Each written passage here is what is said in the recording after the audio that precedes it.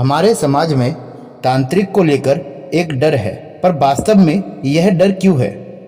क्या सही में तांत्रिक इतने खतरनाक होते हैं या वह लोगों को तकलीफ देते हैं? नमस्कार दोस्तों, मैं रंजीत आज इन्हीं सवालों के जवाब को लेकर आया हूँ। यह काफ़ी दुखद लगता है कि कोई ईश्वर की प्राप्ति करने वाला व्यक्ति लोगों को तकलीफ दे या प्रकृति के विरुद्ध कोई कार्य करे। वास्तव में तांत्रिक है क्या? जो तंत्र के पथ से ईश्वर की प्राप्ति करना चाहे, जो शक्ति के माध्यम से ईश्वर को जल्दी प्राप्त करना चाहे या ईश्वर में मिलना चाहे, उसे हम तांत्रिक कहते हैं। पर वह होते एक साधक ही हैं। बस तंत्र के पथ में चलने के कारण उन्हें हम तांत्रिक कहते हैं। तांत्रिक, इनको ना कोई मोह है, ना कोई माया, ना लोभ है, ना ईर्ष्या। तो फिर इनको लेके समाज में इतना भ्रम क्यों है? वास्तव में होता क्या है, जैसे जैसे इंद्रिय शक्तिशाली होती जाती है, वैसे पंचतत्व संतुलित होकर इन साधकों में वशीभूत होने लगते हैं, और जैसे जैसे चक्र में ऊर्जा समाने लगते हैं, वह साधक इन शक्ति और इन ऊर्जाओं के मथ में खोकर अपने पथ को भूल जाते हैं, अपने तेज और अहंकार से भर जाते हैं। ऐसे साधक यह आधे रास्ते में रुक जाते हैं। ये कुछ सीमित ऊर्जा से इतने प्रभावित हो जाते हैं कि यह जिस चीज के लिए तंत्र पथ में आए थे, जिस चीज के लिए यह तंत्र का मंत्रों का इस्तेमाल कर रहे थे, उस शिव शक्ति को भूल जाते हैं और आधे रास्ते पर ही रुक जाते हैं। और तब इन साधकों जिन्होंने इंद्रियों को बस में किया था, वह माया के द्वारा लिप्त होकर खुद उन इंद्रियों के बस में आ जाते हैं। और इंद्रियों का काम ही है वास्तव जगत से भटकाना। ये इंद्रियां ही हैं जो हम में लालच, ईर्ष्या, क्रोध, प्रेम, इन सब भावों को उत्पन्न करता है। तो जब साधक जिन्होंने इंद्रियों को बस में किया था, वह खुद इन इंद्रियों के बस में आ जाते हैं, तब इनके अंदर ये सारे भाव उत्पन्न होने लगते हैं। तब यह साधक नहीं होते। पर हाँ, अब उस ज्ञान के कारण ये गलत करने स्टार्ट कर देते हैं। समाज में अपने शक्ति से जितनी सी भी है, उस शक्ति के माध्यम से बुरा कर अपनी इच्छाओं को पूर्ण करने लगते हैं, और लोग इन भंड साधकों को पूजने लगते हैं। और इनके कारण जो असल में साधक हैं, जो असल में तांत्रिक हैं, वह बदनाम होते जा रहे हैं। अब आप सोच रहे होंगे कि साधक बने ही क्यों? नॉर्मल रहते तो समाज में गलत काम या डर नहीं होता। देखिए, ईश्वरीय दर्शन करना या फिर आध्यात्मिक ज्ञान या फिर खुद को जानना या फिर शिव में लीन होना, जो भी कहो, ये जीवन का लक्ष्य है और यह सत्य है। हम कौन हैं? मरने के बाद क्या होगा?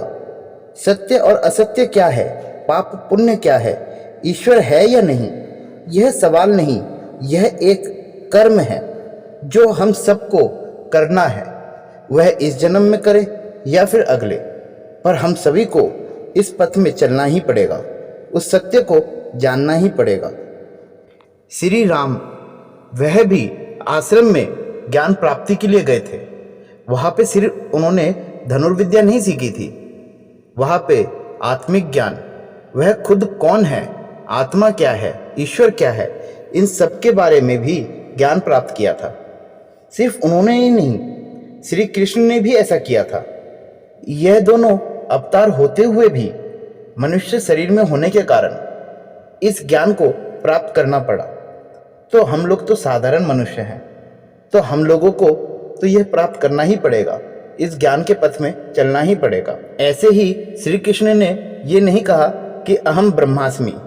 उन्होंने इस ज्ञान को समझा, उन्होंने इस प्रक्रिया को समझा, तब जाके उन्होंने सत्य को अपनाकर इस समाज के सामने रखा और कहा कि अहम ब्रह्मास्मि। और हमें भी यह ज्ञान जानना चाहिए, हम कौन हैं। इसके लिए सन्यासी या समाज से कटने की जरूरत नहीं है। श्री राम वह भी विवाहित थे, दो संतान के पिता थे। रावण भी विवाहिक था, वह भी संतान का पिता था।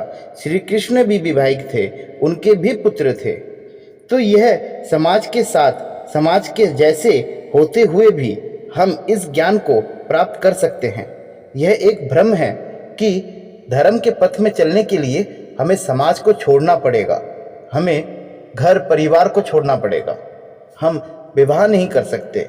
यानी ये तो क्लियर है कि जिसने भी कहा यह गलत कहा कि धर्म करने के लिए सन्यासी होना पड़ता है। तो हम भी ईश्वर की खोज में सामाजिक काम करते हुए जा सकते हैं। ईश्वर की प्रार्थना और खुद को खोजना, यही हमारे मानव जीवन का लक्ष्य है। हम इंद्रियों के वशीभूत होकर सामाजिक कारणों से और सामाजिक नियम से बंध कर इस माया जाल में फंसते जा रहे हैं। और यह एक परम सत्य है कि आज हमारे बीच में बस निम्न कोटि के साधक हैं जो बाबाओं का भेष धरकर समाज को गुमराह करते हैं और धर्म और ईश्वर की गलत व्याख्या देते हैं और अंधविश्वास को बढ़ावा देते हैं। शुद्ध सात्विक तांत्रिक या फिर साधक आज बहुत कम हैं, और जो हैं वह इस समाज से बहुत दूर एकांत में ईश्वर की भक्ति में लीन हैं। ये जो तांत्रिक या साधक हैं, ये हमें डराते या डराने वाले शब्दों का प्रयोग करते हैं। इनसे बिल्कुल भी ना डरें। इनके पास ज्ञान के नाम पर बस कुछ स्वार्थ से भरी नकारात्मक ऊर्जा है, जिन्हें आप अपनी चेतना शक्ति और ईश्वर की प्रार्थना से छिन्न भिन्न कर सकते हैं। इनमें इतनी ऊर्जा नहीं है, ये बस उस पथ को जानते हैं। तांत्रिक विद्या और तांत्रिक गलत नहीं है, बस ईश्वर से मिलना और खुद को जानने का एक पथ है। वशीकरण, सम्मोहन, मरण मोहन एक छल है। यह ढोंगी आपके भीतर छुपे डर का सहारा लेकर आपके माइंड को मैनिपुलेट कर आपको डराते हैं। असल साधक तो थे लोकनाथ बाबा, वामदेव, रामकृष्ण, चैतन्य महाप्रभु, तुलसीदास, कठिया बाबा, तेलंग स्वामी, नीम करोली बाबा और ऐसे और भी हैं। तो आपके आसपास में अगर कोई आपको डरा रहा हो और तंत्र साधना का भय दिखा रहा हो, आप उनसे बिल्कुल ना डरें। आप जिस भी इष्ट को मानते हैं, पूरे श्रद्धा के साथ उसकी पूजा अर्चना करें, क्योंकि इनके पास जो शक्तियां हैं, जो ऊर्जा है, वो बहुत निम्न कोटि की हैं। ये कुछ नहीं कर सकते हैं आपके साथ। आपको यह वीडियो कैसी लगी, आप कमेंट करके ज़रूर बताएं। वीडियो अच्छी लगी हो तो लाइक एंड शेयर करें, चैनल को सब्सक्राइब करें। धन्यवाद।